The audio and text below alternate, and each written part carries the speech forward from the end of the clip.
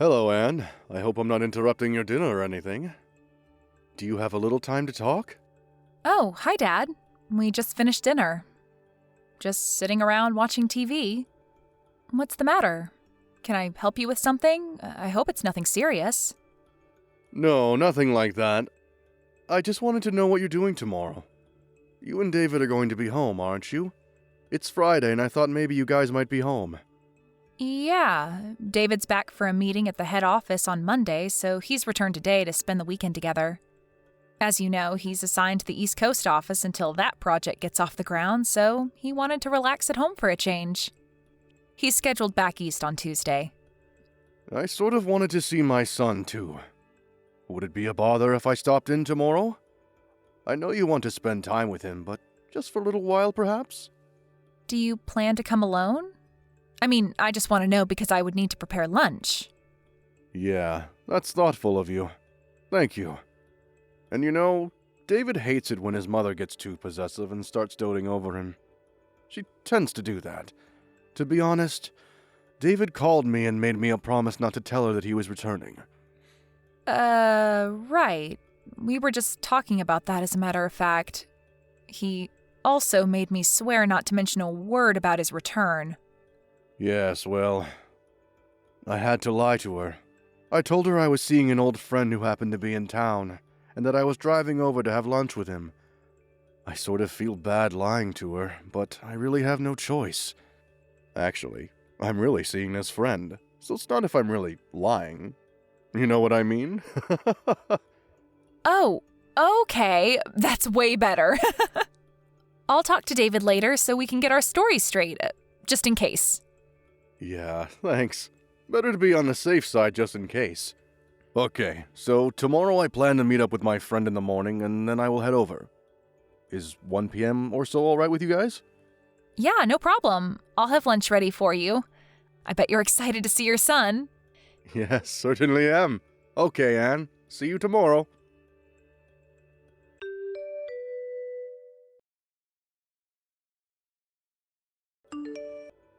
Hello, Anne. Are you there? Pick up, would you please? I want you to clean the house tomorrow, and I won't take no for an answer. So what I want you to do is take the day off and drive over here at noon or so. Please start with the living room. It needs a good vacuuming. Excuse me? This is all kind of sudden, isn't it? I said no excuses. You have your car, right? Pick up some floor cleaner on your way here, would you? We're out. After you're done cleaning, I need you to go out and do some grocery shopping. I have to replenish some big item stuff. Case of bottled water and a case of canned soup. I've got a whole list here. And you know I have a bad back, so help me out here, would you? I'm sorry, but I just can't make it tomorrow. I already made an important appointment. I really can't change it. What did I just say? I said I will not take no for an answer. Besides, what's more important than helping out your husband's mother when she's in trouble? You better get your priorities straight, Anne. Well, my priority tomorrow is that I have an important schedule that I cannot change no matter what. I'm afraid you're going to have to take that no for an answer. End of story. But I'm willing to help you out on another day, but as for tomorrow, it's not going to happen. I'm really sorry about that. I'm just asking you to do a little cleaning and shopping for me for Pete's sake. That's the least you can do for your mother. Mother? Where do you think I live? You're at least an hour and a half drive away. I can't just pop over there and do the cleaning and shopping and pop back home again. It would take the entire day. Am I hearing you right? What's an hour and a half drive anyway? That's nothing. You know what people call women like you. They call people like you foot draggers. A lazy bum is what you are. I just cannot understand why David even married you. How can you act this way towards your mother-in-law? No matter what you say, Mother, I'm not changing my schedule, and that's that. No further discussion required. Goodbye.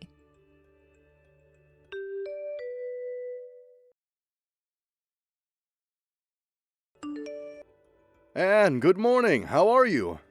I'm fine, Dad. How about you? Yeah, not too bad. Just finished meeting with my friend. I'm on my way there now. I should get there in about 20 minutes. No change of plans, I hope? No changes. Just be careful driving over here. The traffic seems a bit heavy today. No need to pick up anything on the way. We're all set for lunch.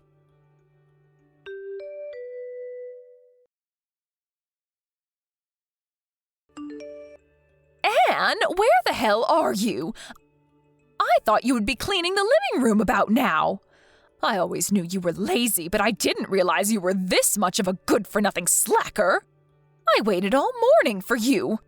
I never thought you would defy me so blatantly. There are consequences for your insubordinate attitude. You do realize that, I hope. The living room still needs vacuuming, and you still have to pick up all those items at the grocery store. The store's not going to be open all night. I want this done today. This is the job of the daughter-in-law. You must get over here right this minute and get to work. I want you here in 30 minutes, no ifs, ands, or buts about it. You hear me, Anne? There will be consequences if you disobey me. As punishment for defying me and not showing up as I asked, you are going to have to prepare dinner tonight, too. And I'm not talking about slapping a ham and cheese sandwich together. A proper dinner, you got that? Mother, are you finished? You were going on, and I couldn't get a text in edgewise. I thought I told you I wasn't going over there. I have another important appointment that I cannot cancel. I thought you understood. And I thought I told you to give your mother-in-law priority above all others, didn't I? I said my answer was no. And I wanted no further discussion about it. What is so hard to understand about that? You really are one cheeky woman, Anne.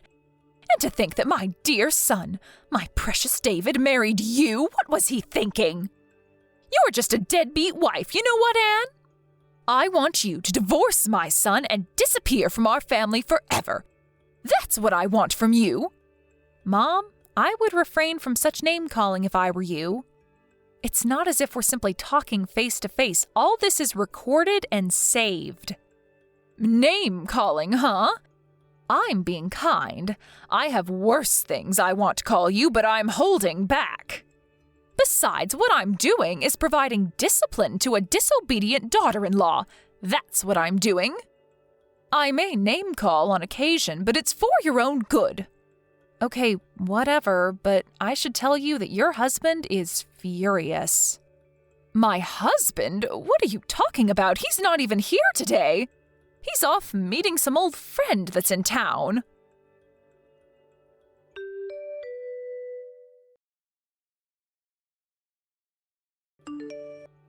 Caroline, what is wrong with... What is this all about, for God's sake? I wish you would put a stop to all of this. Why do you have to treat Anne so horribly? What did she ever do to you?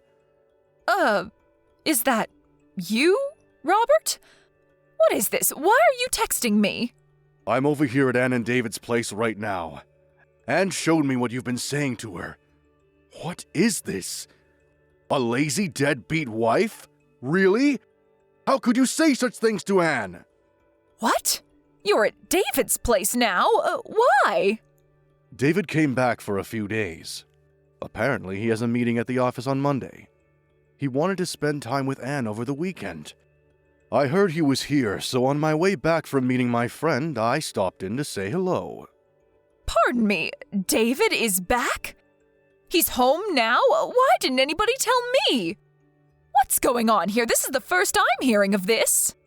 Yeah, of course you haven't. I kept it from you.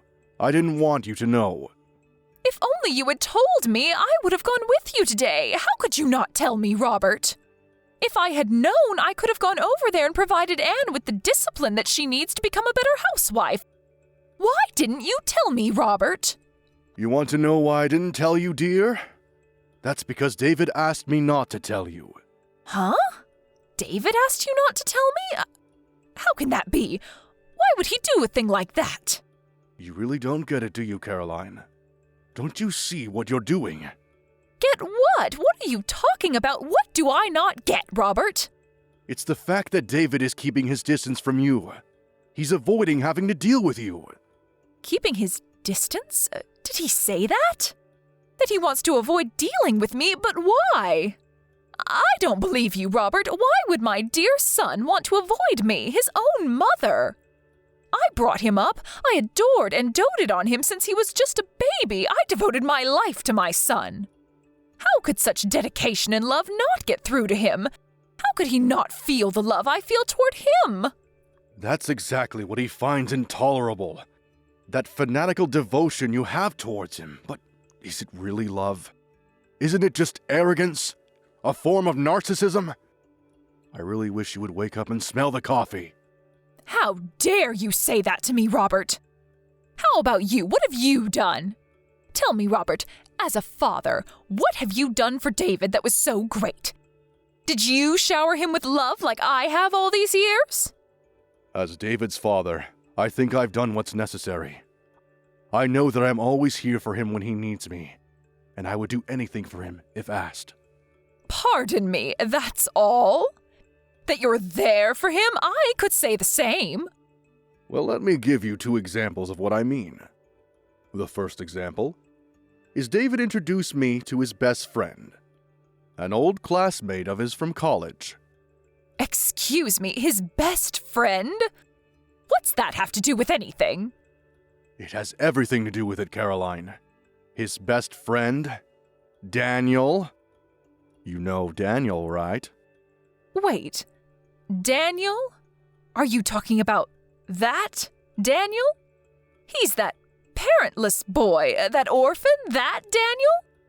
I told him not to associate with him. He is not of our caliber. That's the one. You do remember him, don't you? How could he be David's best friend? You must be mistaken. You know that people like that, kids who grow up without parents, don't amount to much. Well, that Daniel that you so abhor, he's currently the CEO of a major corporation. A corporation that generates over $1 billion a year. No, that can't be. Not that orphan. He graduated from a top university all on his own.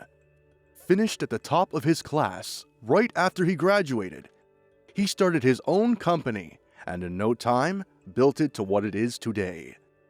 When David first met him, he told me that I knew Daniel would go far, that he'd succeed beyond anyone's wildest dreams.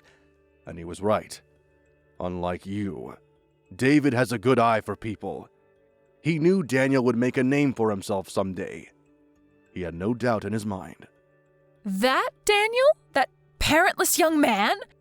He runs $1 billion company. He's the CEO of this company? Are you serious? And the second example. This concerns Anne, David's wife and your daughter-in-law. David introduced me to her 2 years before they even got married. He told me that he was in love with her and was seriously thinking about marrying her. He introduced Anne to you 2 years before they got married? That's right. At the time, he told me he was going to introduce you to Annie right before getting married. As I recall, it was like 2 or 3 months before, wasn't it? He was sure you'd kick up a fuss and would totally reject the marriage outright. Is that why he rejected that nice woman that I was going to introduce to him back then? It was because he was already going out with Anne? He was already planning to marry her? Is that what you're saying?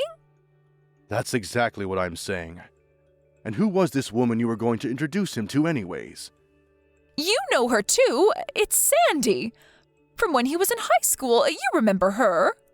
Wait a second, Caroline. That's Sandy? Are you out of your mind?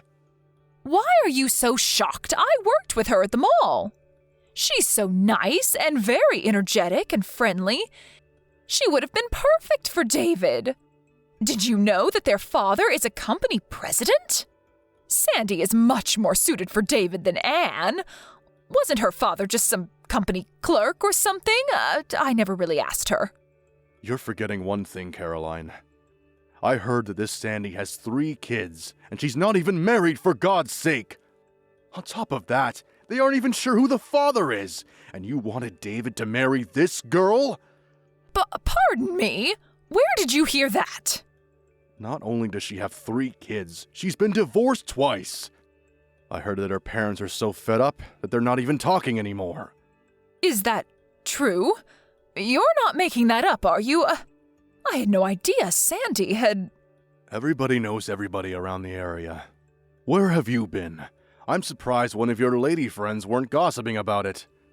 Your discriminatory views are apparent, Caroline. You only look at things superficially.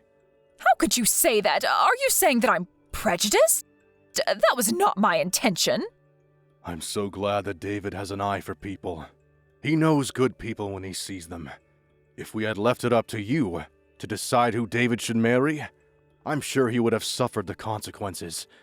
I'm glad he defied you and made his own decisions. His life would have been very different. I thought only of his happiness. I thought it was best for him, that's all. We really got off track, haven't we? I suspected that you probably had ill will towards Anne and probably call her a name or two. But this? Are you serious, Caroline? How could you call her such despicable names? Like I was saying, this was merely part of disciplining her. She'll never be a good housewife if she's not taught proper manners. Lazy deadbeat wife is going a little too far, isn't it? You come off as a hateful bully is all. David is standing right here next to me. He's in total agreement. You've gone too far, Caroline. No, this can't be. David wouldn't feel that way toward me. I'm going to head home pretty soon. You will be home, I hope? We need to sit down and talk, Caroline. We need to discuss our future. Discuss our future? What are you talking about? 10 years ago, I was forced to accept defeat because of your reaction. Your total hysteria. But this time, I've had it. There are just too many complications involved this time. I cannot ignore it any longer. Unlike 10 years ago, my mind is set. There is no one who is going to change my mind. You can become enraged all you want. Become hysterical all you want. My decision is final. Huh? What do you mean, final? Are you serious, Robert?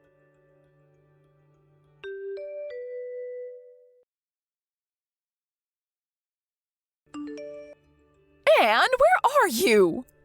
Where did you disappear to, for Pete's sake? I want you to reply right this second. This is an emergency. Where have you gone? Oh, hello, Mother. What can I do for you? You seem kinda upset. There's nobody here. Where have you disappeared to? Oh, I see what this is about. So you did go to our house. Robert was right after all. He advised us to move out as soon as possible. I was a little reluctant at first, but he was right after all. I'm glad I took his advice. My husband's advice? What are you talking about? No, Caroline. He's no longer your husband. Shut your mouth! This is all his fault. All Robert's fault.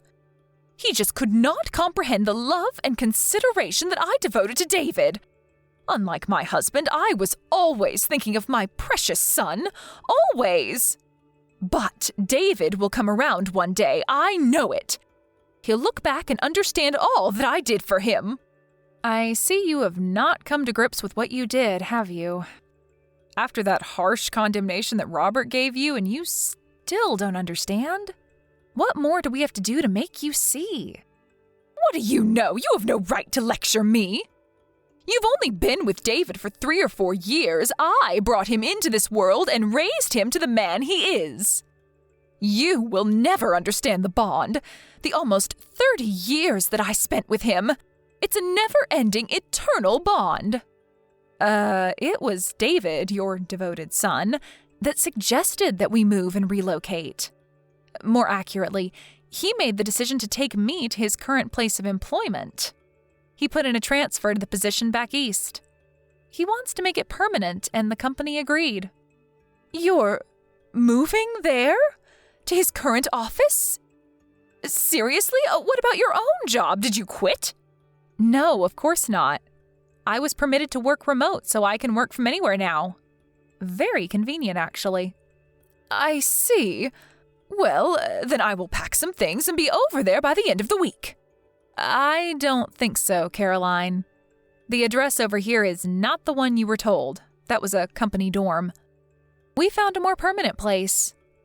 What? You found a new place already? Where is this new place? I'm sorry, but I'm not permitted to divulge that information. After all, we moved in order to get away from you, so why would we tell you? You're trying to pull David and I apart! All I'm doing is obeying David's requests. As his wife, I have to obey his every command, right? Isn't that what you always told me? I can't believe that. David would never do that. You're hiding it from me. David will tell me, I'm sure of it. Okay, whatever. Think how you like. I really don't care if you believe me or not, to be honest. But if you continue to disregard David's feelings, if you continue to deny reality, I'm afraid you'll never see your son again. Pardon me? Not see my son? Not see my David ever again? There is nothing further for me to say to you, so maybe we can cut it short. What do you say? Goodbye. Wait, Anne, don't cut me off. What do you mean I won't ever see my son again? Don't you dare cut me off, Anne! You'll regret this, Anne!